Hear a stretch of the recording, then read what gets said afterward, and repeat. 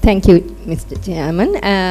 Ladies and gentlemen, I would like to start with my topic. Now, when you talk about antimicrobial resistance, we know that it leads to high mortality, morbidity, and also the cost involved. So, high mortality is evident in these papers where they mention that MRSA cause more deaths than sensitive Staph aureus infections. And also in this review, you can see that they mention about 50,000 lives each year are taken in Europe and US alone due to antimicrobial resistance. So also we know that there is a report where they have predicted by 2050 the deaths due to antimicrobial resistance in the globe will rise to 10 million, which is more than even deaths due to cancer. And you can see in this map that the highest impact is in Asia where we live. So we have to be very careful and we have to do something about it. And the cost, again they say, in the world, AMR's impact on world GDP was about trillion rupee, more than 100 trillion US dollars. So it's very costly. Sorry. So what do we need to do to control antimicrobial resistance? Early detection of infection, etiological agents and antimicrobial resistance is important. Appropriate treatment for patients with infections and prevention of unnecessary use of antibiotics is important. Prevention of spread of antimicrobial resistance as well as prevention of infections is important. So we'll see how we do it with and what we have done so far, and we'll talk about universal health coverage and antimicrobial resistance. So when you say universal health coverage, they discuss several things here. Can you get help from well-trained healthcare workers? Can you get treatment that helps you get better and is safe? Can you get medicines and other health products that you need? Who will pay for it? Are there policies in place to make quality services available to everyone every time? Does your government have the information it needs to make the right decisions about the whole system? So I'll be talking about these subtopics hereafter. Sorry. So can you get help from well-trained healthcare workers? So we know to tackle AMR, we need several things. As I mentioned earlier, early detection of AMR and infections. So definitely we need clinical microbiologists for that, and also trained technologists or technical people in the laboratories. And appropriate treatment for patients with infections, we need clinical microbiologists, ID physicians, physicians with interest or specially trained for AMR, pharmacists trained on antimicrobials and dedicated to antimicrobial work. Prevention of unnecessary use of antibiotics, that is again we need clinical microbiologists, ID physicians or physicians trained on AMR. Pharmacists again will play a major role who will be dedicated as antimicrobial pharmacists. Then prevention of spread, again infection prevention and control is important. We should have specially trained doctors and nurses for this. And also for prevention of infection in the hospitals, again we need infection prevention and control team, that is the doctors as well as nurses. And in the community we need medical office, we have MOHs, PHIs and midwives. Then the number of microbiology labs, if you take with specialist cover, in the whole of Sri Lanka we have only about 25 clinical microbiologists who are working in hospitals, and then the number of labs covered may be a little more because they cover sometimes private laboratories as well, and some retired people also cover private laboratories. Therefore we can say that we have little more number of laboratories which are covered by specialist microbiologists. And then we need people for antibiotic stewardship programs, which is not yet available in wide scale in most of the hospitals as organized program, and no antimicrobial stewardship teams in most of the hospitals, and no specially trained antibiotic or clinical pharmacists.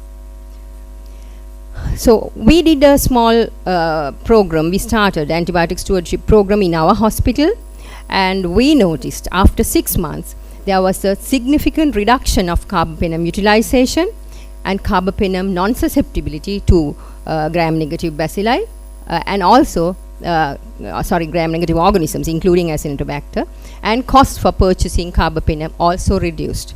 And mind you, this carbapenem utilization in our hospital was 1,000 times when you compare with what they use in Europe. So we couldn't believe it at first, but later we did a prevalence study and it was so very correct. So prevention of spread of antimicrobial resistance and prevention of infections. Again, we need IPC people, infection prevention and control teams. We have in our hospitals, we have an infection prevention and control teams as well as committees functioning. We have trained nurses on infection prevention and control, but the doctors who are trained for IPC are very few and not in every hospital that we get them. And when the consultant microbiologists are available, they will be leading the technical team.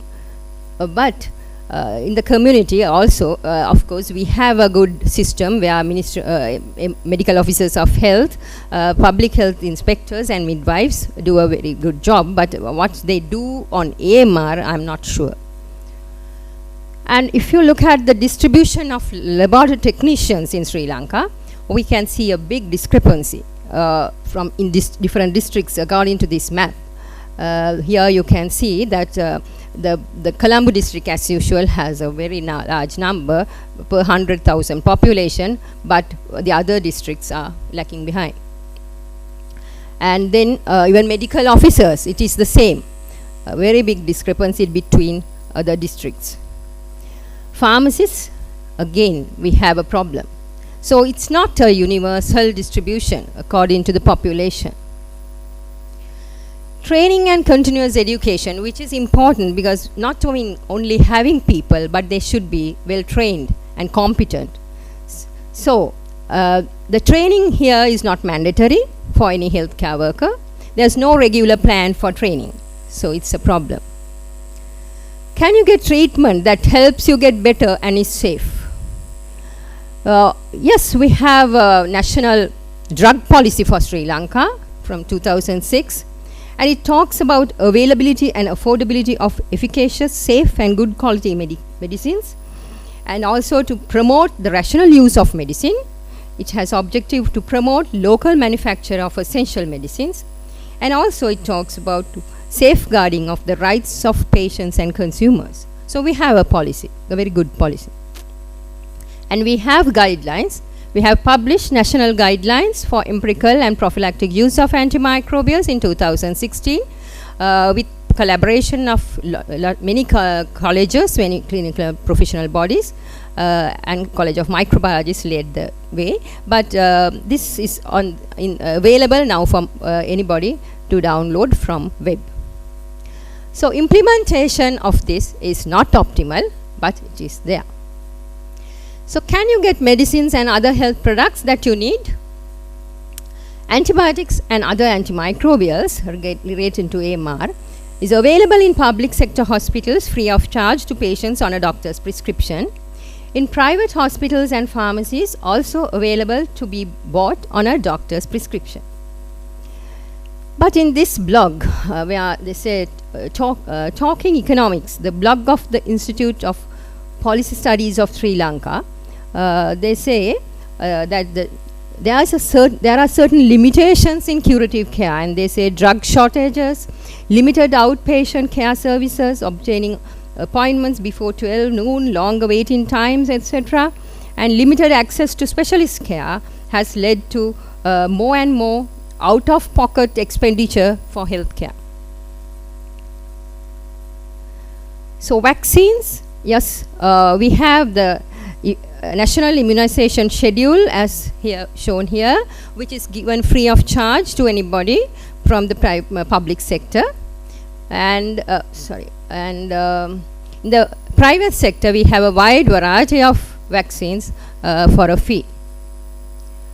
Early diagnosis of bacterial and viral infections, it is important to have good inflammatory markers to distinguish between viral and bacterial infections, and early detection of AMR by rapid effective it is important for rapid effective treatment, and also prevention of unnecessary use of antibiotics, and also for infection prevention activities. So rapid detection, there are different methods, genetic gene expert or rapid molecular methods, as well as these other machines like Vitek2, Phoenix. They are available in few centers, but not widely available. Not even in the reference laboratories that we have the ultimate identification and gene detection systems. So these are the conventional labs that we have most of the time, this sort of conventional labs still. Who will pay for it? Cost of treatment by the government sector is borne by the government. I suppose, as mentioned earlier, it's the taxpayers probably. Then the private hospitals and general practitioners and pharmacies, we have to buy some medicine sometimes, antibiotics. It is either the patient themselves or the insurance may pay. So here is another interesting thing that we have seen, the out-of-pocket expenditure on health. The majority is for, actually they are paying for the fees for private medical practitioners. Then the next is for payment of the 23%, that is the orange one, that is products of medical and pharmacy products. So that means they are buying the medicine, sorry. And the other one, the 23% is for payment for private hospitals. So those are the three major components where they pay out of pocket in Sri Lanka. When you look at them in different categories, the poorest and the richest, if you can see, the poorest people spend most of the proportion of their out-of-pocket expenditure for health is for buying medicines. But in the rich, only they will pay for the hospitals. So that means that the poor people will buy their medicine sometimes, but when they need to go for the hospital care, they have to go for the government sector because they cannot afford the hospital cost. And you can see that with time, the spending had gone up on out-of-pocket expenditure on these hospitals. So are there policies in place to make quality services available to everyone and every time? Yes, we have a national medicinal drug policy for Sri Lanka from 2006, and in health policy 2017 onwards have combating antimicrobial resistance and infection prevention and control in healthcare setting as part of their, there are 2 chapters in the policy.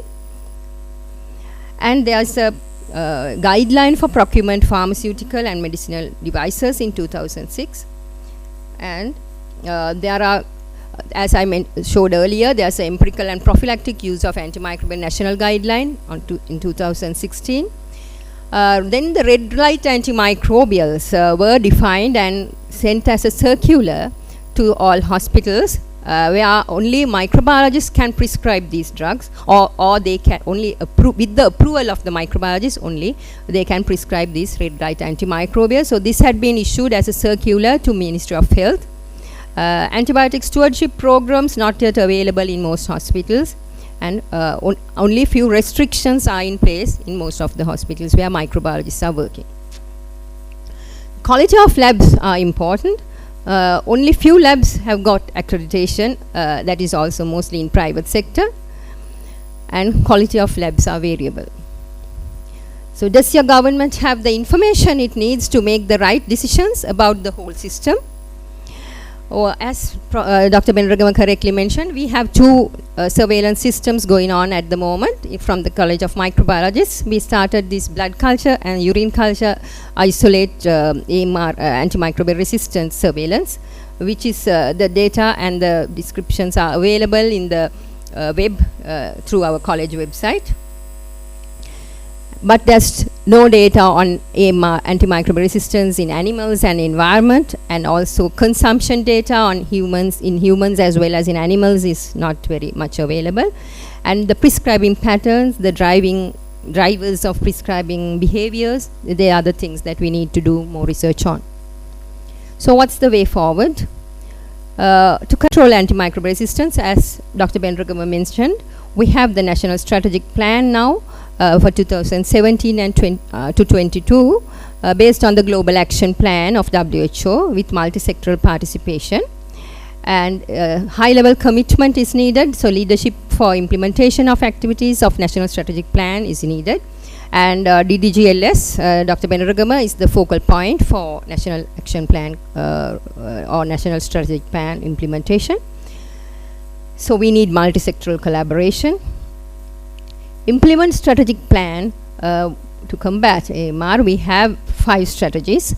Improve awareness and understanding of antimicrobial resistance through effective communication. Strengthen the knowledge and evidence base through surveillance and research. Reduce the incidence of infection through effective sanitation, hygiene and infection prevention measures. Optimize the use of antimicrobial medicines in human and animal health. Prepare the economic case for sustainable investment and increase investment in new medicines, diagnostic tools, vaccines and other interventions. So raise awareness in public and educate prescribers. So we can see that even in the MSD website there is a section on for the public on use of antibiotics, which is good. But effective publicity, advocacy and public engagement is not adequate. So research and surveillance. Intersectoral collaboration in research is important, and evidence-based policy development is very important. So prevention of infection, again, National Center for Infection Prevention Control. We don't have a national center. Though we have in IPC units in hospitals, we don't have a national center, and where monitoring and evaluation is done, and the guidelines for infection prevention is also still not available, national guidelines. So which is very important that we should think about them. Optimize the use of antimicrobials. Again, antibiotic stewardship programs should be incorporated into a national policy, and implementation of restrictions for prescriptions, because we have some laws and regulations that should be implemented, and monitoring and evaluation is very important. Sustainable investment and increased investment. So we need to regularly update and discuss about the new developments in technology and medicines, and especially vaccines, evidence-based decisions on new antimicrobials and vaccines, etc. And new technology should be thought about for the laboratories as well as in infection prevention and control. And quality process and the quality culture should come to our system. Human resources, we may have to think more microbiologists, but it may take time to develop or get them. But then there are other categories that we may need to have quality officers in the labs, and new cadre positions like quality officers. We have to think about that. And MLTs should get in-service training and better training. Pharmacists with more training on antibiotics. IPC officers, more numbers. Regular in-service training and competency evaluation. And funding is the most important. So maybe public-private partnership we have to think about. And thank you. Thank you for the comprehensive presentation. We could see that now UHC, the universal health coverage, needs universal distribution of card and other things. Now actually we boast of equity in health infrastructure in this country, but you could see that we are sort of, not doing very well when it comes to cadres. I think this is a recent development more than historical. And when it comes to bombarding with antibiotics, we have Dr. Vikramasinghe, Director, Lady Ridgeway Hospital, our National Children's Hospital. Now our population is bombarded with antibiotics from childhood, and then also this is not a problem of illiterate, this is a problem of literate. So it is very difficult to control professionals. Now that is what we could see.